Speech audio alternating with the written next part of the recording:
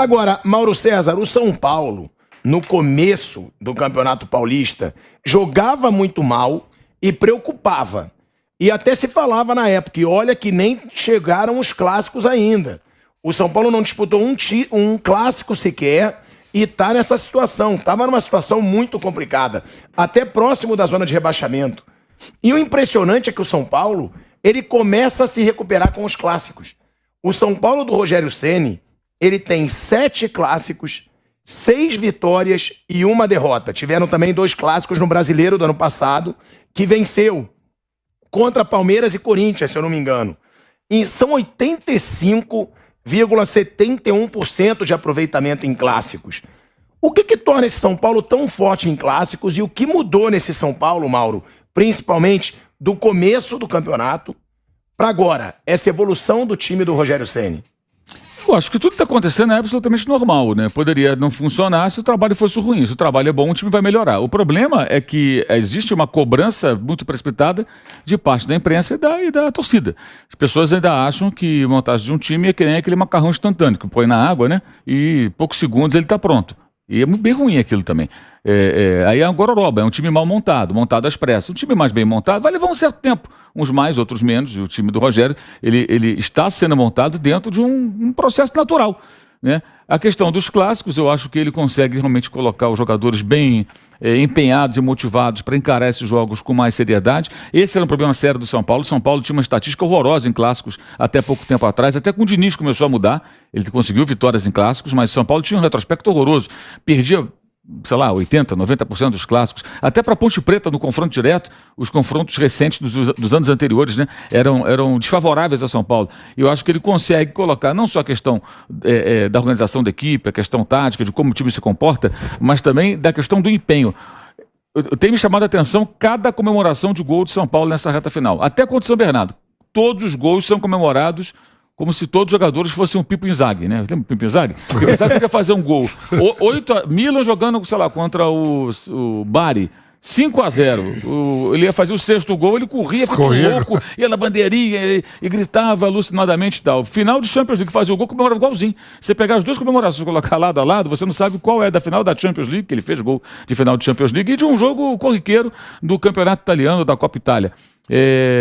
Os jogadores de São Paulo comemoram os gols dessa maneira. Então eles estão muito empenhados, estão realmente encarando de uma outra forma. Acho que aí a questão também do peso que o Rogério tem no clube, né? Além da sua competência como treinador, a forma como ele pode falar para esses jogadores e mostrar para eles. A questão também que isso pesa no futebol. Acho que cada vez mais com o crescimento das análises táticas e de uma corrente também da mídia que vê o futebol só pela prancheta, não é só a prancheta. Existe um componente emocional, a maneira como você encara o jogo, a maneira como você olha para o adversário.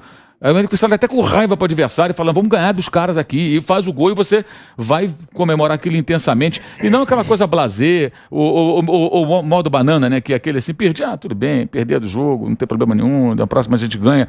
Você quando perde tem que ficar pé da vida, e quando você ganha você tem que comemorar mesmo, ainda mais um grande confronto. E quanto o Palmeiras mais ainda, porque é o time badalado, é o time da moda, o técnico mais elogiado do momento. Então isso causa digamos assim, acho que é um anabolizante emocional, né? Então acho que isso tudo está no contexto, mas o trabalho está seguindo um ciclo normal, é assim que funciona, não é tudo instantâneo, não é macarrão instantâneo, é uma coisa que vai acontecendo pouco a pouco. Quando o trabalho é ruim, aí não, aí você vai ficar a vida inteira ali, né, e aquilo não fica nunca pronto. A gente já falou algumas vezes aqui do Caleri, né? O próprio Mauro também pode falar sobre o assunto, porque ele dizia, o Caleri é impressionante, o Caleri ele vai para outros clubes, não rende o esperado, volta pro São Paulo e parece que a camisa do São Paulo cai bem no cara que ele sempre decide no São Paulo, sempre faz gols. E a gente falou do Rogério Ceni, rei dos clássicos. O Caleri também. Dentro de campo, o rei dos clássicos é o Caleri, porque o Caleri tem 1 gol contra o Santos, 2 gols contra o Corinthians e 2 gols contra o Palmeiras. São 5 gols em clássico no total. Dá pra gente dizer que se for campeão paulista, o Caleri já vira ídolo da torcida do São Paulo?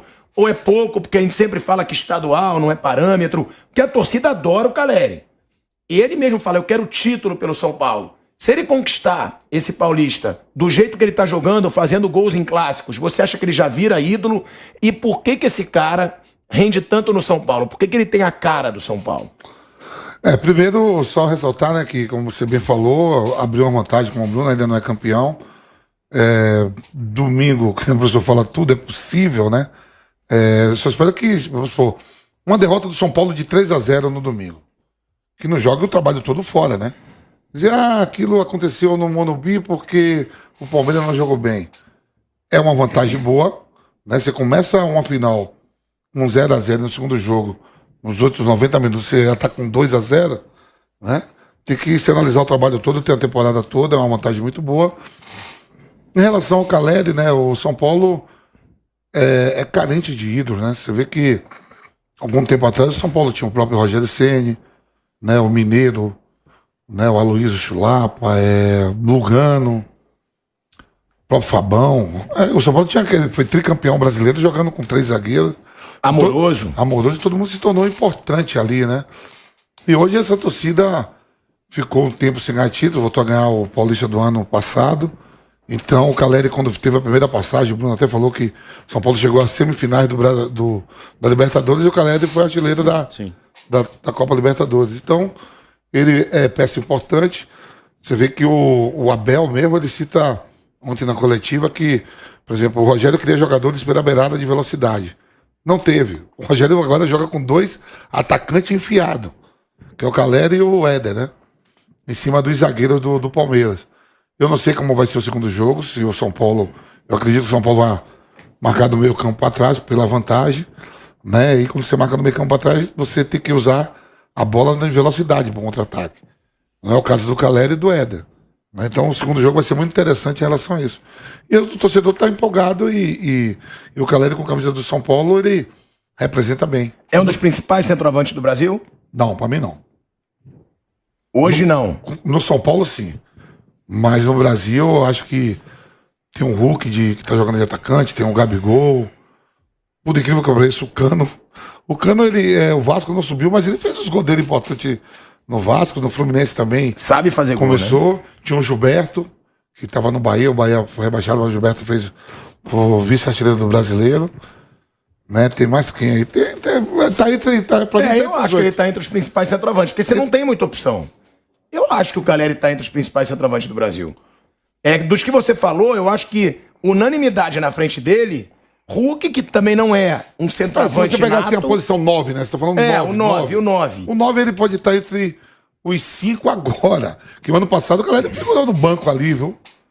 Se você analisar hoje. Não, tem que falar hoje. Né? Hoje.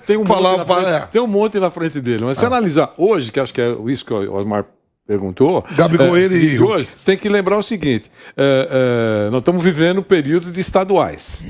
Qual é o estadual que apresenta um grau maior de dificuldade para o centroavante? É o de São Paulo? Sim. Então o cara que é artilheiro, né, tem pelo menos uma qualidade. E segundo informações de zagueiros aí, é uma mala marcar o Caleri.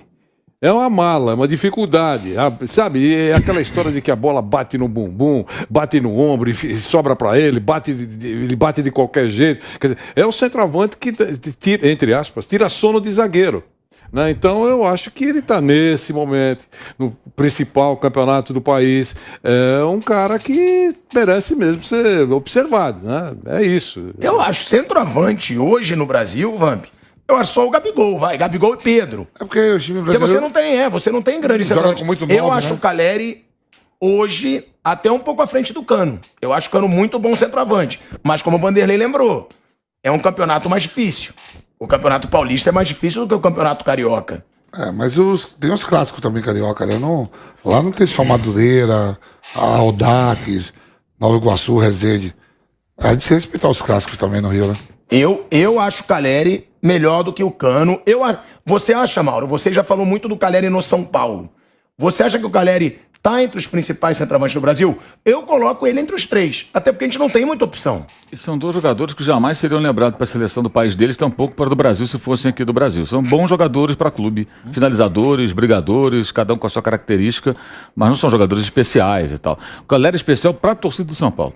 Isso é muito comum no futebol. Alguns jogadores se adaptam no clube, fazem aquele clube mais do que fariam em outros, porque tem ali uma adaptação maior, uma identificação muito grande, mas não são jogadores de um outro. O Palmeiras procura um centroavante, não vai pensar no Cano do Caleri. Um time que pensa em 20 milhões de euros por um jogador para a posição, vai pensar em jogadores com mais qualidades, com mais recursos. Então, acho que eles são 2 bons centroavantes, finalizadores, mas não os vejo como jogadores super especiais. Assim. São especiais, no caso, o Calleri para o São Paulo, e hoje o Cano é para o Fluminense. Acabou de fazer 2 gols no Fla-Flu, claro que ele é especial para o Fluminense. Agora você pega a carreira dos dois, são carreiras assim, uma na Europa, outra pela América do Sul, principalmente, não são carreiras brilhantes. São jogadores que nem se destacaram, não chegaram nem... O Calleri teve um começo na Argentina, em time grande, depois saiu, foi embora. Não, acho que a gente não pode exagerar muito também, como se eles fossem, sabe, os grandes atacantes espetaculares, não acho que nenhum dos dois é. São competentes. Agora, Vanderlei, sobre essa situação do Rogério Ceni, porque o Rogério, a gente analisa aí alguns pontos positivos no Rogério para essa evolução do São Paulo. Tem esse lado da vontade, que ficou bem claro quando ele desabafa naquela coletiva de imprensa, que ele diz que não tem água na piscina, mas também que tinha jogador que precisava se tratar e saía cedo do clube. Ali ele já deixa claro, postura de jogador tá me incomodando.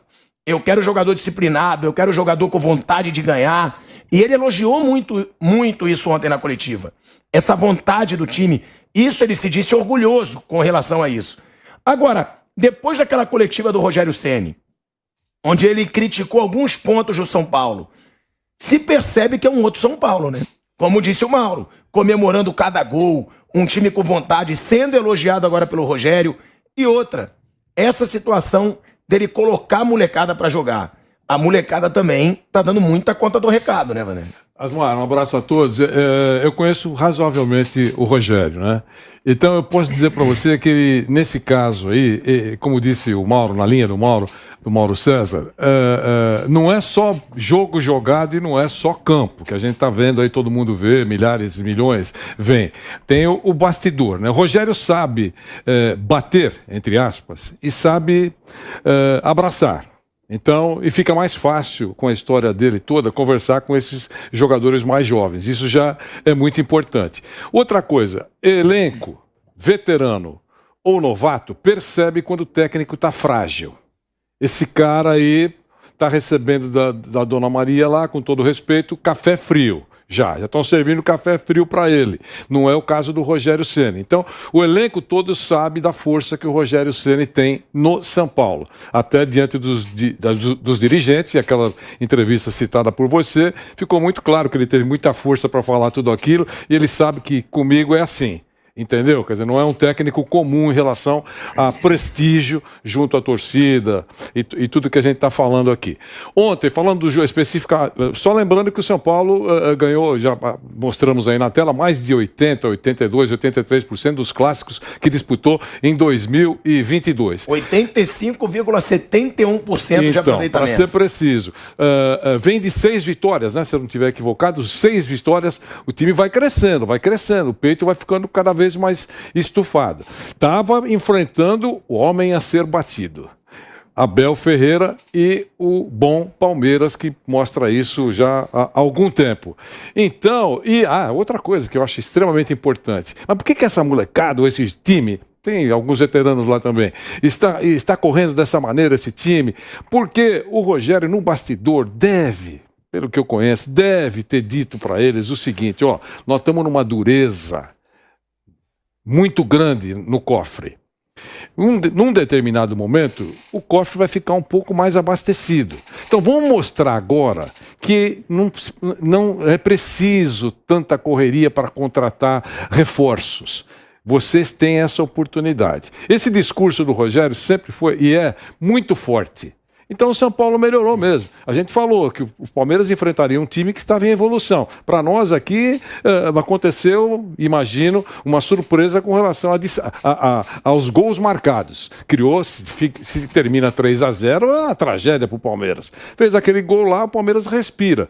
Mas é uma vantagem respeitável para o jogo de domingo, sem dúvida alguma, e a arbitragem o Asmar vai colocar sobre a mesa já já. Vampeta e Bruno, antes da gente entrar no assunto arbitragem, que é um assunto polêmico, inclusive muita gente comentando a postagem da Ana Paula Oliveira, presidente da Comissão de Arbitragem da Federação, na arquibancada, na torcida do São Paulo, tá? Tem muita gente aí questionando essa postura da Ana Paula. Agora, primeiro jogando aqui pro Vamp e pro Bruno que acabou de chegar, sobre essa situação, eu acho que ficou claro que o Rogério Ceni e o Muricy, eles acabaram com a bagunça no São Paulo, né, Bruno? Porque o São Paulo começou essa temporada já com uma bagunça, com aquele estatuto absurdo que foi proposto pela diretoria, uma diretoria que muita gente achou que chegaria para mudar as coisas absurdas que aconteciam no São Paulo. E aí, graças a Deus, para o bem do São Paulo, aquele estatuto vergonhoso não foi aprovado pelos sócios, conselheiros, ele não foi aprovado. Então, um ano que começou absurdo, o Rogério Ceni e o Muricy, seja por áudio vazado, seja por entrevista, eles deixaram claro, a gente quer acabar com a bagunça no São Paulo. E a partir do momento que você acaba com a bagunça nos bastidores, Bruno, você melhora o resultado dentro de campo. Tem esse lado também, né? Sim, sem dúvida. E assim, o São Paulo continua sendo, acho que fora de campo, o que ele tem sido nos últimos anos. E o que você lembrou da tentativa de mudança de estatuto é mais um sinal. O Conselho aprovou, os sócios reprovaram. E aí o Rogério Muricy e o Rogério como treinador do time, eles têm esse mérito de blindarem o futebol e porque são eles, né? São ídolos do clube e porque o Rogério é muito competente. O Rogério é um técnico muito bom. Que o São Paulo, nesses anos que ficou sem ganhar títulos, várias vezes ele tentou trazer ídolos do clube, muitas vezes para jogar para a torcida e não exatamente porque imaginava, não, esse cara pode... Raí de diretor, por exemplo. Não acho que a escolha foi, não, acho que o Raí tem o perfil que a gente quer. Não, porque é ídolo. O Lugano veio também porque era ídolo. Até o próprio Rogério, na primeira vez que foi técnico, não dava para saber se o Rogério era um bom técnico. Ricardo Rocha. Rogério, quando foi técnico a primeira vez, não dava para saber se ele era bom ou não. Agora sim, agora você já tinha um parâmetro. Ele nunca tinha treinado e ele veio porque o Leco estava perto de uma eleição e trouxe um ídolo. Agora não. Agora é um ídolo, sim, isso ajuda, mas ele é muito competente, né? E o Rogério conseguiu deixar o futebol separado da direção do clube. E ele está criando os reforços que não chegaram. Talvez quisesse um zagueiro, ele recuperou o Diego Costa. Talvez quisesse um volante, ele meteu o Pablo Maia. Ele está criando os reforços com o que ele tinha lá dentro. Então isso é muito bom. E até comparado com o ano passado, que o São Paulo foi campeão paulista, esse ano ainda não é campeão, mas ganhou o primeiro jogo, tem uma boa chance de ganhar de novo. Eu acho que esse ano é um título mais real, vamos dizer assim. Ano passado, sem tirar mérito, título é título, tá tudo certo. Não estou desvalorizando não, mas ano passado o São Paulo meio que ele queria muito aquele título e eram circunstâncias especiais, um ano emendado no outro. O São Paulo levou aquele campeonato de uma maneira que os outros não levaram. E o São Paulo ainda tinha no time um jogador, e não é culpa do jogador, que estava lá, só que o São Paulo não tinha condição de pagar, que era o Daniel Alves. A culpa é do clube, não dele. Agora não, agora é um São Paulo real. São Paulo real é isso aí, é a molecada, porque hoje não tem dinheiro, então tem que apostar na molecada. Então acho que hoje, se o São Paulo ganhar esse título, vai ser assim um título do São Paulo real, e não uma coisa meio artificial que foi criada na temporada passada.